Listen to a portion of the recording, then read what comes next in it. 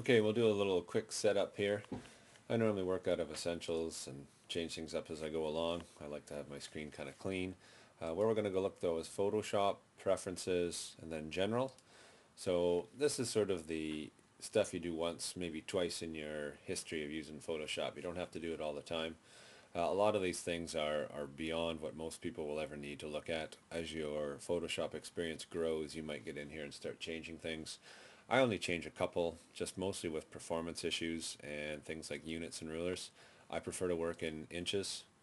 I am a photographer and I think mostly in paper and printing sizes, so that's why I like to work in inches. I change my grids and stuff to inches if I can. If you're a web designer, you might be thinking in pixels. If you're a true metric person, you might love centimeters, but good luck on that. Performance.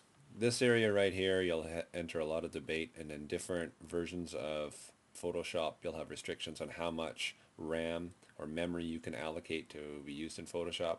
I'm cranking mine right down right now. Normally I'd be closer to about 70%. I'm keeping it right down because I was having a few issues and I want to just make sure that nothing crashes while I'm working here. The one thing I do crank up is my history states. There are some actions that need quite a few history states. Also, if I'm going to make a mistake or maybe change my mind partway through a photo, I might want to have a few more undos at my disposal. Again, completely a personal issue. The last thing we want to set up is your scratch disks. This is just another disk that Photoshop can use to write information to. I'm on a laptop here, so this is actually a virtual drive. I can't use it. What you're looking for are two separate physical drives. That way the software can write information on one drive while reading information off the other drive and vice versa. It just helps the software run a little smoother and cleaner. So those are the three, or the things I change.